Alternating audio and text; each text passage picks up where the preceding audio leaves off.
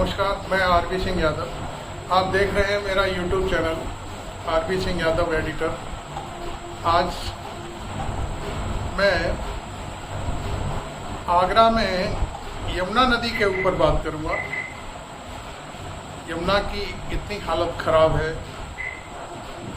और यहाँ पर पिछले लगभग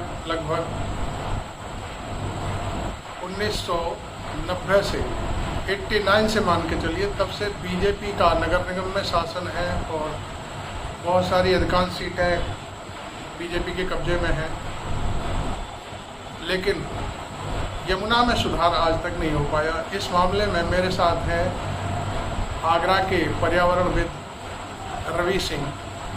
मैं उनसे आज बेबाक और बेलौस क्वेश्चन पूछूंगा और वो शायद मेरी बातों का पूरी तरह से जवाब देंगे। रवि सिंह मेरे सामने हैं। नमस्कार रवि सिंह। नमस्ते भाई साहब। आप कैसे हैं? Very well, thank you. आज मैं आगरा की यमुना नदी के ऊपर बात करूंगा। क्या इस समय आप यमुना नदी को सही मानते हैं, सही साफ सुथरी है, और क्या जो उसकी एक पवित्रता है और कहना चाहिए पानी साफ है, बहुत सारी चीज़ें हैं, वो ठीक हैं? इस समय यमुना नदी कुछ महीने पहले से अच्छा है दिखने में, लेकिन यमुना जीवित नहीं है। तो नदी जैसे कि नदी जीवित होनी चाहिए, नदी जीवित नहीं है, मतलब उसका हालत अच्छा नहीं है। ऐसा कैसे समझते हो कि इसका हल कैसे, किस रूप में आप जो है हल बता सकते हैं कि इस यमुना को ठीक किया जा सकता है? इसका जो प्रॉब्लम का जड़ है भाई साहब, जो आपने कहा कि इतने साल से एक्शन प्लान भी आया था और अलग अलग सरकार ने स्थिति को देखा है, वो खास तौर बीजेपी ने देखा है। इतने साल में कोई फर्क नहीं आया, क्योंकि उनका बेसिक जो प्लानिंग ऑफ कॉन्सेप्ट और अंडरस्टैंडिंग ऑफ द प्रॉब्लम ठीक नहीं। अब चूंकि ये मसला आपके साथ ही रहे, हमारे भूतपूर्व कांग्रेस के वो नेता भी थे, कर्मचारियों के भी नेता थे, और बहुत सारे मसले उन्होंने उठाए। मरहूम श्री जोशी साहब, हाँ, D.K. जोशी जी, उन्होंने यमुना को लेकर के बहुत सारा मसला उठाया। क्या वो सफल हो पाए?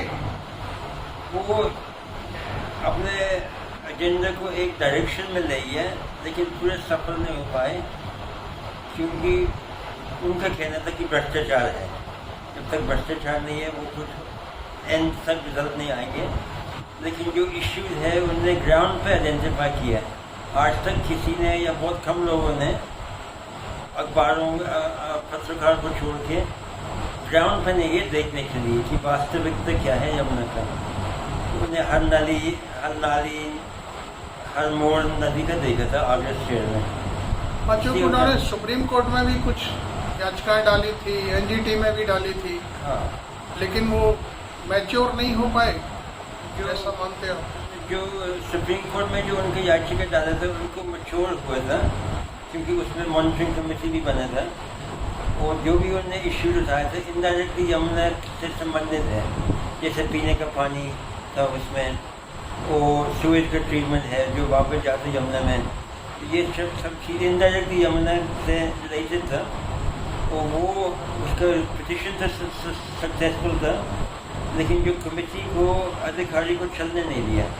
हाँ, चूँकि वो उनका शायद मेरा जहाँ तक अपना नज़रिया है या मेरी समझ है, उसमें यमुना एक्शन प्लान भी शायद आगरा का उन्हीं की किसी शिकायत पर ही बना था, जिसमें जापान की तरफ से यमुना को साफ करने के लिए बहुत सारी फंडिंग हुई थी।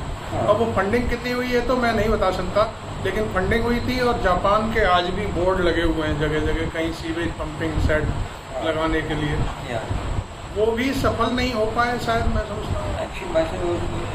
जो जो जापान का जो प्लान था, जो यमुना एक्शन प्लान, उनमें जापानी कंसल्टेंट था उसमें ज़्यादातर, लेकिन जो implementing agency, local implementing agency था, उसमें जो जो उनका प्लानिंग सही था, लेकिन बाद में जैसे सुपर लाइन है उसमें नाला भी जोड़ दिया, तो उस हिसाब से जो कैपेसिटी था उस प्लान का, वो वैसे फेल हो गया। हम ये कह सकते हैं कि वो ठेकेदार मजे ले गए इसमें सारी चीज़ों की। नहीं, उससे कह सकते भाई साहब कि एक जो जमीन के नीचे सब काम था, उसमें उस डिज़ाइन के हिसाब से बना नहीं बना, उस साइज का पाइप डला नहीं डला, उसकी जांच नहीं हो पाई, हो ही नहीं सकती जांच, उसका जांच किया नहीं, और कोई कोशिश भी करे तो हो नहीं सकती जांच, क्योंकि अंडरग्राउंड मामला है, कहाँ तक कौन बाद में जांच नहीं हो सकती, लेकिन कमीशनिंग से पहले हाँ ये सब चीज़ को चेक करना चाहिए था, वो नहीं हुआ। नहीं, कमीशनिंग भी प्रॉपर्ली नहीं हुआ, जैसे पाइपलाइन का टेस्टिंग।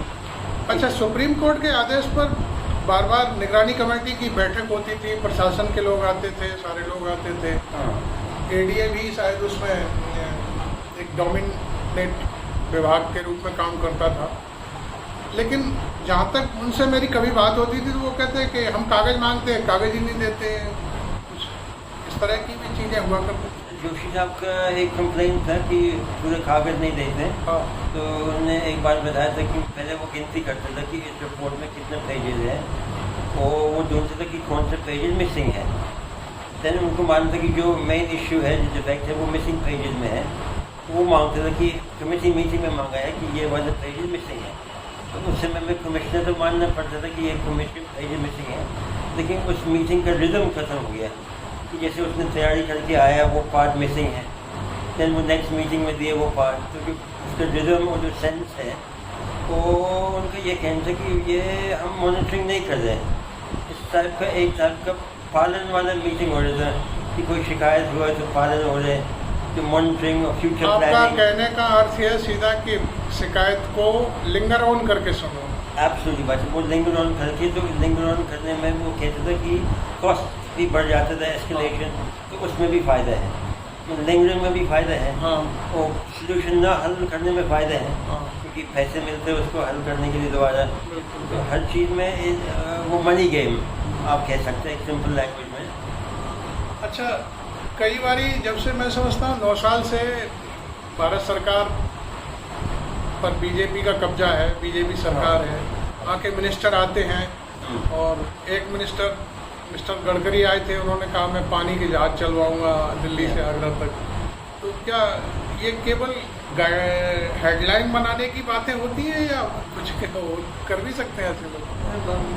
बस वो हेडलाइन नहीं, पब्लिसिटी तो है, हर पॉलिटिशियन को पब्लिसिटी चाहिए, अखबार में उनको छपास चाहिए कि हमारे फोटो और न्यूज़ हेडलाइन में आए, लेकिन उनमें जो मेन मिस थिंकिंग था उसमें कि पहले नदी में प्राप्त पानी होनी चाहिए, जब तक प्राप्त पानी नहीं है तो आप कुछ भी नहीं कर सकते, तो आप हर जगह पे नदियों में बांध लगा हुआ है हर जगह पे, और नदी का फ्लो पूरा नहीं है जितना होना चाहिए, उसको नेचुरली भी साफ हो सकता है अगर नदी का बहाव सही है, तो हर जगह पे ये जो पानी का रुकाव है, वो अच्छा पानी तो दिल्ली से ऊपर रोक दिया वजीराबाद बैराज में, बाकी तो नाला ही है, जितने भी डिस्चार्ज है अनट्रीटेड वाटर। इसको इस गंदगी और जो इस समय हालात है यमुना के, उसके लिए आप सीधे तौर पर किसको जिम्मेदार मानते हैं? कोई डिपार्टमेंट जिम्मेदार है, या पॉलिटिकल सूझबूझ जिम्मेदार है, या कोई और वजह है?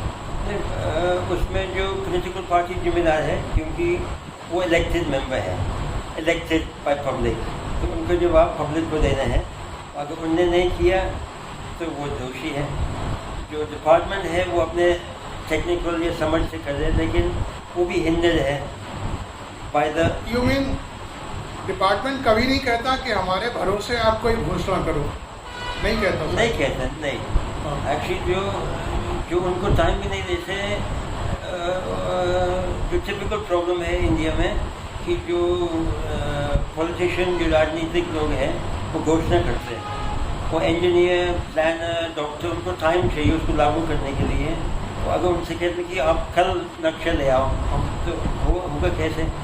या आप एक हफ्ते में ले आओ, उनको चाहिए 6 महीने 3 महीने, उनको समय चाहिए प्रॉपर स्टडी करने के लिए, प्लानिंग करने के लिए, इम्प्लीमेंटेशन के लिए, तो उनको बजट भी चाहिए उस हिसाब से, तो उसमें इंटरफेरेंस भी नहीं चाहिए। आपका ये कहना है, खैर अब तो इस डिपार्टमेंट का या मंत्रालय का नाम नीतिगत मंत्रालय हो गया है, पहले प्लानिंग कमीशन हुआ करता था। That's right. तो उस समय जब नेहरू जी ने प्लानिंग कमीशन बनाया था तो उसकी इच्छा शक्ति यही थी, मैं समझता हूँ, बनाने की कि पहले प्लानिंग करिए, और उसमें भी पंचवर्षीय प्लानिंग, यही था शायद, मैं समझता हूँ। वैसे उसमें जो 5 साल का जो प्लानिंग था उनका, वो तो रशियन मॉडल पे था, और वो कलेक्टिव मॉडल पे था, नेशन बिल्डिंग मॉडल था। लेकिन उस प्लानिंग कमीशन भी आइडेंटिफाई करते थे कि हमारे रिक्वायरमेंट क्या है। तो एक तो प्लानिंग भी करते थे, एक आइडेंटिफाई करते थे कि हमारे गैप क्या है इंफ्रास्ट्रक्चर वगैरह में। अब जो न्यू डिपार्टमेंट आया, रीनेम होकर नीति आयोग, तो वो आइडियाज तो देते, लेकिन उनका प्लानिंग इतना अच्छा नहीं है। वो आपको रिपोर्ट्स बहुत मिलेंगे नीति आयोग का, लेकिन जो प्लानिंग पार्ट, वो मेरे को लगता है कमी है उसमें। आप क्या समझते हो, क्या आगरा में बैराज की जरूरत है? बैराज का जरूरत नहीं है। मैं बैराज से कोई फायदे, कोई नुकसान बताइए जरा। इस समय नदी गंदा है, तो इससे जो गंदा पानी इकट्ठा होगा बैराज के पीछे, और बैराज का मूल रूप है, फायदा है अगर उसमें से कैनाल बनाओ खेती के लिए, सिंचाई के लिए, और सिर्फ पानी को रोकने के लिए उसमें कोई फायदा नहीं है, क्योंकि जो जल का जो फ्लो, और ये सब कुछ ठीक नहीं है। प्लस कुछ अच्छा खासा खेती डूब जाएंगे, कुछ इलाका में डूब जाएंगे। अगर आप उसको सिंचाई के लिए पानी दे रहे तो बैराज का यूज है, अगर आप सिंचाई के लिए नहीं दे रहे, बस पानी को दिखाने के लिए है, तो वो यूज नहीं। तो बैराज की जगह मैं समझता हूँ, जैसे हमारे एक साथी वरिष्ठ पत्रकार रहे हैं राजीव सक्सेना जी, वो आमतौर पर चेक डैम की बात करते हैं। वो कहते हैं चेक डैम बनाइए जिससे फ्लो करके पानी बहता चला जाए, थोड़ा बहुत पानी आपको। तो उनका व्यू अलग है, भाषण में उससे भी पूरे सहमत नहीं है, लेकिन इतना सहमत है कि चेक डैम से ये होता है कि कुछ पानी बढ़ जाएंगे तो उससे ग्राउंड वाटर रिचार्ज होगा ज़मीन में, उसका पर्पज़ है। लेकिन चेक डैम का सिल्टिंग भी होगा, तो उसका जो क्लीनिंग है, उसका जो पूरा सिस्टम अगर सही नहीं है तो चेक डैम भी सही नहीं है। अगर पूरा डीसिल्टिंग का सिस्टम, फिर तो वही कीचड़ जमा करने की बात है। लेकिन अदरवाइज उनका जो सोच है चेक डैम का, कि ग्राउंड वाटर रिचार्ज हो सकता है, जो बारिश में, वो मैं समझता हूँ जहाँ पर पब्लिक नहीं है नदियों के किनारे, वहाँ सफल हो जाती है ऐसी चीज। अगर साफ पहले तो साफ पानी चाहिए भाई साहब। तो वो जहाँ क्राउड होगा नदी के किनारे, तो वहाँ साफ पानी होने का कोई मतलब ही नहीं है, क्योंकि सारे नाले उसी में डाल दिए जाते हैं। तो उसमें जो है, जैसे यमुना में है, यमुना में थिंकिंग, जैसे कोई प्रॉब्लम है तो उसका थिंकिंग बदलना चाहिए। तो जो शहर का गंदा पानी जो है, उसको डाउन स्ट्रीम की जगह पे अप स्ट्रीम डालना चाहिए। तो जो आप गंदगी करे वो आपको अपने पीने के पानी में उपयोग मिलेंगे। मैं अभी आपके साथ, हमारे एक साथी यूट्यूबर पत्रकार हैं अजीत अंजुम साहब, वो इस समय टर्की में है, तो मैं और आप चर्चा कर रहे थे उनका वीडियो देखते हुए। टर्की कितना साफ सुथरा दिखाई दे रहा है।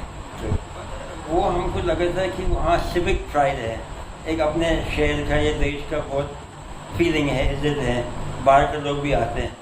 तो अगर वो आगरा में होता था तो बहुत अच्छा चीज़ होता था, कि वो पब्लिक का पार्टिसिपेशन है उसमें। मतलब सिविक अथॉरिटी अपने आप कुछ नहीं कर सकते जब तक पब्लिक। देखिए वहाँ की बिल्डिंग आपने देखी कितनी सफाई, मैंने भी देखा है टर्की घूम करके, तो वहाँ भी सिविक साइंस भी है और ट्रैफिक मैनेजमेंट बहुत गजब का है। अब यहाँ आप सिकंदरा देखिए, रोड वहाँ पर होकर जा रही है, मैं समझता हूँ वहाँ भी बगल से रोड जाती है, लेकिन क्राउड और सड़क घेर करके इस तरह से खड़े होना वो चीज़ नहीं है बिल्कुल वहाँ। अगर वो टर्की में होता था या कोई और देश, तो वहाँ नेशनल हाईवे अंडरग्राउंड करते थे उस जगह पे जहाँ मॉन्यूमेंट है, क्योंकि सिकंदर मॉन्यूमेंट शायद ताजमहल से भी अच्छे कुछ रूप में है। अगर आप उसको पूरे गौर से देख लेना, उसका एस्थेटिक्स, उसका गार्डन, उसका पार्क, प्लस वो ताज से पहले का है, तो आपको एक सीक्वेंस में मिल सकता है कि एवोल्यूशन ऑफ आर्किटेक्चर। सिकंदर पहले तो था रामबाग, लेकिन जब बिल्डिंग बना था, आप सिकंदर मान लो टूम, तो एवोल्यूशन ऑफ टूम, देन आप लास्ट में ताजमहल पे आएंगे, जो प्रोफेसर रामनाथ कहते हैं कि ये पिनिकल है, जो हाईएस्ट एवोल्यूशन है वो आर्किटेक्चर हाँ। मुगल टाइम का। अच्छा। इसमें सिमेट्री रामबाग। नहीं, ताजमहल। ताजमहल, हाँ। इसमें सिमेट्री भी है, बहुत सारी चीज़ें उसमें जो पहले नहीं था। तो जैसे परफेक्शन उसमें आया था ताजमहल में।